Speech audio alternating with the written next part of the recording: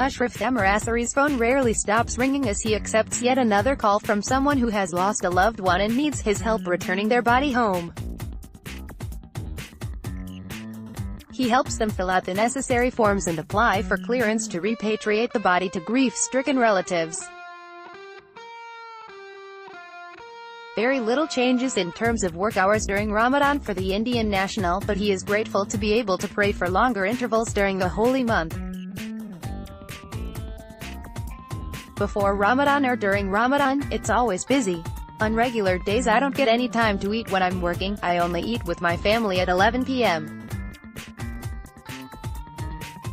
But the good thing is that this month I can read the Quran more.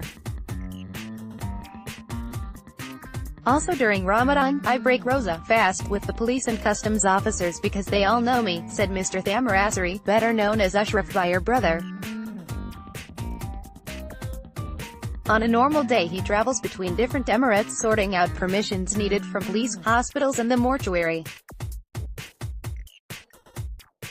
The difference during Ramadan is that I can't drink water, so towards the evening my throat becomes dry because I have to keep talking to people.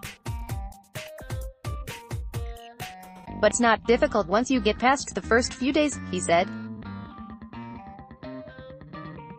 When Mr. Thamarassery moved to the UAE in 1999, he set up a garage and auto repair shop in Ajman. A year later, after assisting two laborers unaware of the procedure to send their father's body to India, he realized that dozens of workers struggled to negotiate the paperwork. He still runs the car repair shop with his brother but focuses on philanthropic work. I never take fees from anyone. I just help them out. I have sent bodies back to families in India, Bangladesh, Sri Lanka, Nepal and also to the US, UK, Europe and African countries, he said. Over the past 18 years he has helped repatriate more than 4,700 bodies to 38 nations from laborers weighed down by debt, wealthy industrialists and recently Bollywood movie star Sridevi. Mr. Thamarassery's phone rang off the hook in February as people called multiple times daily to check on the documents delaying the release of Sridevi's body from the mortuary.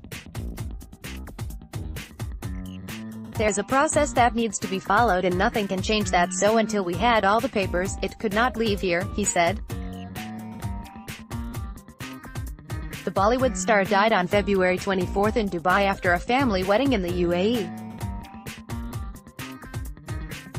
Police said she drowned in a hotel bathtub after losing consciousness and termed her death accidental. It does not really matter whether the person is famous or not. In the end everyone grieves the same way. The family just want to take the body home. They want the body with them in their own country, whether it is a poor person or a rich businessman, said Mr. Thamarassery, who lives in a flat in Ajman filled with awards and certificates honoring him for his philanthropy. Read more. Ramadan teaches us all how to be tolerant. Sridevi's body and family land in India ahead of funeral after death in Dubai. President Khalifa pardons almost 1,000 prisoners ahead of Ramadan. In some cases, he has accompanied coffins home when the family lives in a remote village without the means to arrange for transport. Indian community members often chip in to take care of the expenses for embalming and transport. The wife and children cry until the body reaches. Once it reaches home, they are relieved in my load lessons too, he said. Mr. Thamarassery prefers not to dwell on the sadness that he encounters daily. The sorrow on the faces of mourners gathered in groups outside the hospital and mortuary does not drain him. He lives by a simple logic that this is his duty. The focus on prayer and helping the needy is what he looks forward to during Ramadan.